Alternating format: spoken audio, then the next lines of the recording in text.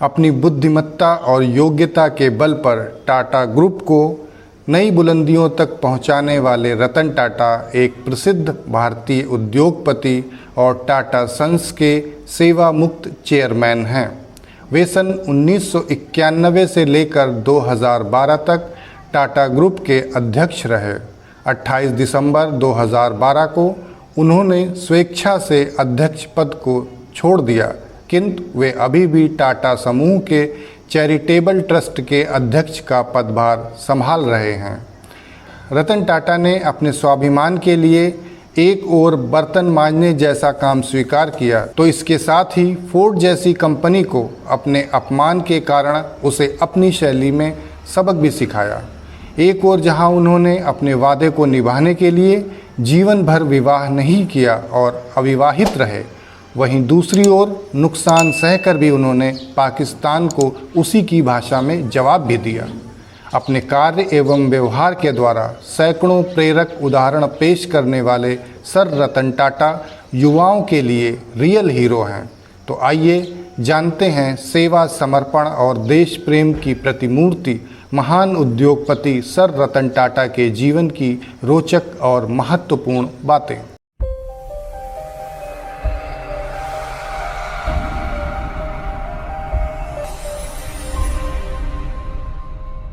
रतन टाटा का पूरा नाम रतन नवल टाटा है। उनका जन्म सूरत शहर में 28 दिसंबर 1937 में एक पारसी परिवार में हुआ था। उनके पिता का नाम नवल टाटा और मां का नाम सोनू था। 10 साल की उम्र में आपसी मतभेद के कारण उनके माता पिता के बीच में तलाक हो गया था। तलाक के बाद पिता ने सिमोन टाटा से दूसरी शादी की थी। रतन टाटा का एक सौतेला भाई भी है जिसका नाम नोएल टाटा है। रतन टाटा के माता पिता में तलाक होने के बाद उनका पालन पोषण उनकी दादी नवाज़बाई टाटा ने किया था। रतन टाटा की शुरुआती पढ़ाई मुंबई के कैंपियन स्कूल में हुई। कुछ समय के बाद उनका admission Cathedral and John Connon School में हो गया, जहां से उन्होंने माध्यमिक शिक्षा पूरी की। ग्रेजुएशन की पढ़ाई के लिए उन्होंने न्यूयॉर्क की कॉर्नेल यूनिवर्सिटी में प्रवेश लिया। वे युवावस्था से ही अपने पैरों पर खड़े होना चाहते थे और किसी पर बोझ नहीं बनना चाहते थे। इसीलिए उन्होंने पढ़ाई के दौरान होटल में बर्तन मांजने से लेकर कई छोटे मोटे काम भी किए। सन 1959 में उन्हें स्ट्रक्चरल इंजीनियरिंग के साथ ही वास्तुकला में डिग्री प्राप्त हुई। बाद में उन्होंने सन 1975 में हार्वर्ड बिजनेस स्कूल से एडवांस्ड मैनेजमेंट प्रोग्राम भी पूरा किया। रतन टाटा ने अपनी पढ़ाई कंप्लीट करने के बाद लॉस एंजलिस और कैलिफोर्निया में रहकर कुछ समय तक जोन्स, एमोन्स और IMB जैसी कंपनियों के साथ काम किया और अपने अनुभव को समृद्ध किया। परिवार के आग्रह पर सन 1961 में वे भारत लौटे और टाटा ग्रुप के साथ जुड़ गए। शुरुआत में उन्होंने जमशेदपुर से टाटा स्टील के शॉप फ्लोर पर काम किया, पर उनकी लगन और कार्यशैली को देखते हुए उन्हें सन 1970 में मैनेजमेंट में प्रमोट कर दिया गया। सन 1971 में रतन टाटा को टाटा समूह की टीवी और वीडियो बनाने वाली कंपनी निल्को में प्रभारी निर्देशक का पदभार मिला। वह कंपनी उस समय घाटे में चल रही थी। उन्होंने अपने कौशल से 3 सालों में कंपनी का मार्केट शेयर 2% से बढ़ाकर 30% तक पहुंचा दिया। हालांकि बाद में इमरजेंसी की वजह से आई आर्थिक मंदी में कंपनी को काफ़ी दिक्कतों का सामना करना पड़ा। उसी दौरान सन 1977 में यूनियन के कर्मचारियों ने हड़ताल कर दिया, जिसकी वजह से टाटा ग्रुप को नेल्को कंपनी बंद करनी पड़ी। इसके बाद रतन टाटा को कपड़ा बनाने वाली कंपनी इम्प्रेस मिल्स की जिम्मेदारी सौंपी गई। यह कंपनी भी उस समय घाटे में चल रही थी। रतन टाटा ने इसे संभालने के लिए काफ़ी प्रयत्न किए। उन्होंने कंपनी को उबारने के लिए मैनेजमेंट से 50 लाख का निवेश करने का आग्रह किया, लेकिन बाज़ार में इसके कपड़े की मांग न होने के कारण मैनेजमेंट ने यह निवेश करने से इनकार कर दिया और कुछ ही दिनों के बाद ही कंपनी को बंद कर दिया गया। उस वक्त टाटा समूह के अध्यक्ष JRD टाटा थे।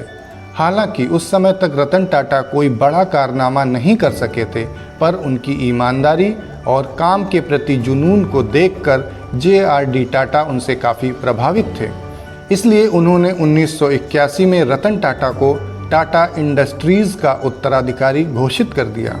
उनके इस निर्णय का काफ़ी विरोध हुआ, जो काफ़ी समय तक चलता रहा, लेकिन अंततोगत्वा 1991 में उन्हें टाटा इंडस्ट्रीज़ व इसकी अन्य कंपनियों के अध्यक्ष पद की जिम्मेदारी सौंप दी गई।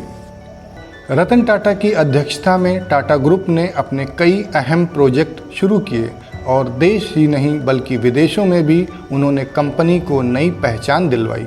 उनके नेतृत्व में टाटा मोटर्स की स्थापना हुई, जिसने कई उतार चढ़ाव तो देखे पर कामयाबी की नई मिसालें भी कायम की। रतन टाटा के नेतृत्व में टाटा मोटर्स ने 1998 में पहली पूर्णतः भारतीय कार टाटा इंडिका लॉन्च की, पर यह कार मार्केट में चल नहीं सकी।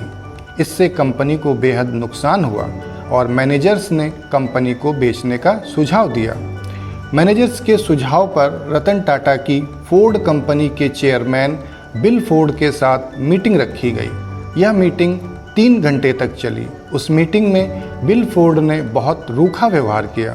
उसने मीटिंग में कहा कि अगर आपको कार बनानी नहीं आती थी तो इसमें इतने पैसे क्यों इन्वेस्ट किए।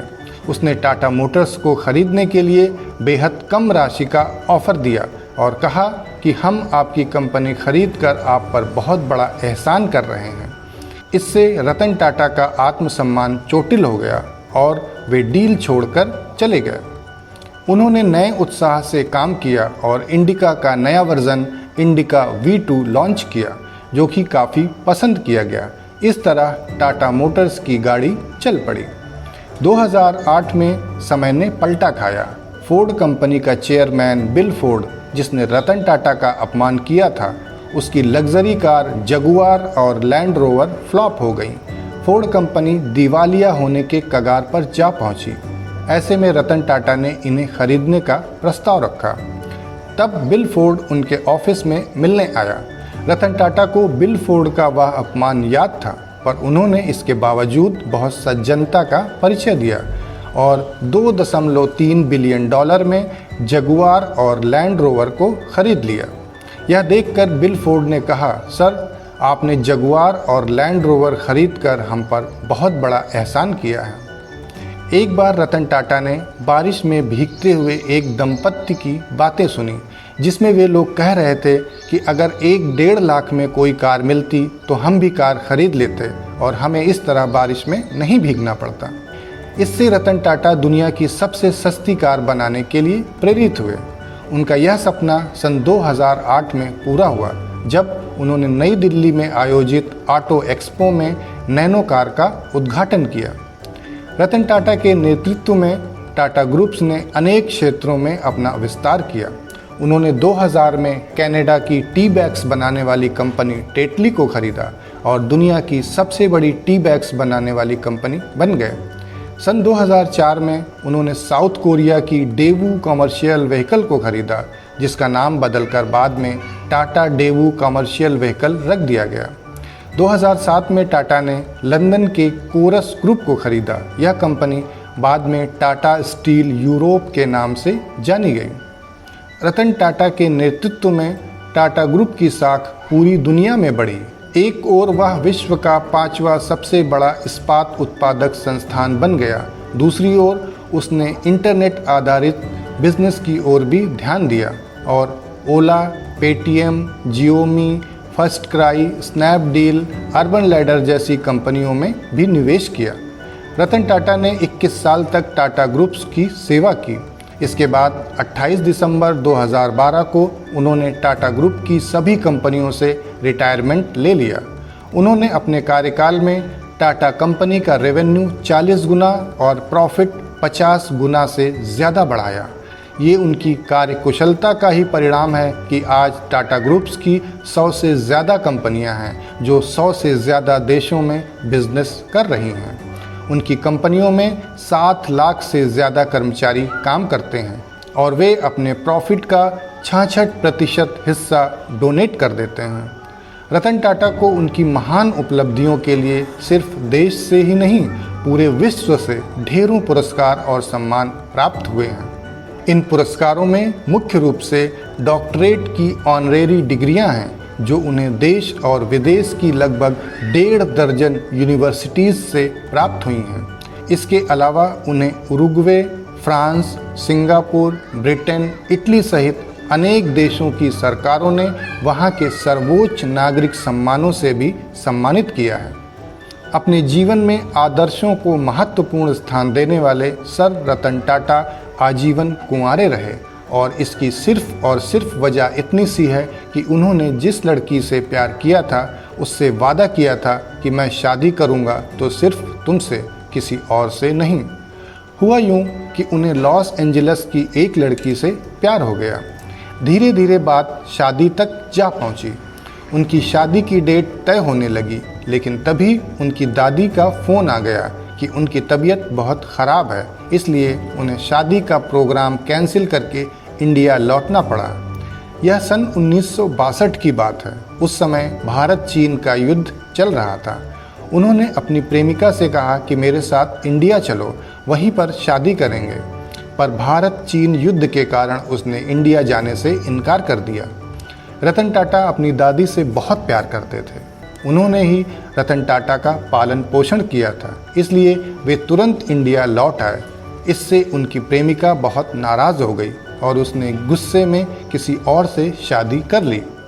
रतन टाटा को जब यह बात पता चली तो वे बहुत दुखी हुए, पर चूंकि उन्होंने अपनी प्रेमिका से वादा किया था कि अगर मैं शादी करूंगा तो सिर्फ तुमसे करूंगा, इसलिए उन्होंने फिर कभी किसी से शादी नहीं की और आजीवन कुंवारे रहे। रतन टाटा ने अपने वादे को हमेशा निभाया, चाहे उसके लिए उन्हें नुकसान ही क्यों न सहना पड़े। ऐसी ही एक रोचक घटना हम आपके साथ शेयर करना चाहेंगे। हुआ यूं कि एक बार उन्हें एक स्कूल ने अपने एनुअल फंक्शन में चीफ गेस्ट के रूप में बुलाया। जब वे वहां पहुंचे तो सभी बच्चे उनसे मिलने के लिए उतावले हो गए और वहां पर अफरा तफरी का माहौल हो गया। इस पर रतन टाटा ने बच्चों से कहा कि आप लोग शांति से बैठें, मैं सभी लोगों से मिलकर ही यहाँ से जाऊँगा। पर कुछ ऐसा संयोग बना कि वह कार्यक्रम काफ़ी लंबा खिंच गया। तब तक उनकी फ़्लाइट का समय हो गया, पर रतन टाटा ने बच्चों के लिए अपनी फ़्लाइट छोड़ दी और सभी बच्चों से मिलने के बाद ही वहाँ से लौटे। रतन टाटा सिर्फ वादे के ही पक्के नहीं हैं, वे अपने देश से भी सच्चा प्यार करते हैं और इसके लिए वे नुकसान भी सहने को तैयार रहते हैं। ये उनके जीवन की 2 घटनाओं से पता चलता है। पहली घटना उस समय की है जब मुंबई के 26/11 के अटैक के बाद उन्होंने ताज होटल की मरम्मत के लिए टेंडर निकाला था। उस समय पाकिस्तान के 2 बिजनेसमैन भारत आए। उन्होंने एक मंत्री के ज़रिए ताज होटल की मरम्मत के काम में रुचि दिखाई। इसके लिए वे मार्केट रेट से बेहद कम काम करने को भी तैयार थे। इस पर रतन टाटा ने मंत्री को जवाब देते हुए कहा कि मैं इतना बेशर्म नहीं हूँ कि जिस देश का आतंकवादी हमारे देश में आकर नरसंहार करे, मैं थोड़े से पैसों के लालच में उसी देश के लोगों से होटल की मरम्मत करवाऊँ। ऐसी ही एक घटना पाकिस्तान सरकार के साथ की भी है, जो कि 26/11 के बाद घटी। एक बार उनसे पाकिस्तान के एक एजेंट ने संपर्क किया और कहा कि पाकिस्तान सरकार पुलिस डिपार्टमेंट के लिए कई हज़ार टाटा सूमो खरीदना चाहती है। इसके लिए आप एक बार यहाँ आकर सरकार से मिल लें। इस पर रतन टाटा ने जवाब देते हुए कहा कि जिस देश की सरकार हमारे देश में आतंकवादी भेजकर नरसंहार करवाती है, ऐसी सरकार के साथ बिजनेस करना तो दूर, मैं उससे बात करना भी गुनाह समझता हूँ। कहते हुए उन्होंने फ़ोन डिस्कनेक्ट कर दिया। एक अत्यंत सफल बिजनेसमैन, एक नेकदिल इंसान के साथ ही रतन टाटा एक प्रशिक्षित पायलट भी हैं और अमेरिकी युद्धक विमान F-16 को भी उड़ा चुके हैं। वे आज भी टाटा ट्रस्ट के अध्यक्ष हैं और मुंबई के कोलाबा स्थित अपने फ्लैट में अपने 2 पालतू कुत्तों मैक्सिमस और टीटो के साथ रहते हैं। उन्होंने अपने व्यापार और व्यवहार के द्वारा जिन आदर्शों की स्थापना की है वे अतुलनीय हैं। यही कारण है कि सिर्फ देश के ही नहीं बल्कि देश के बाहर के भी लोग उन्हें बेहद इज्जत देते हैं और बड़े सम्मान के साथ उन्हें सर रतन टाटा कहकर बुलाते हैं।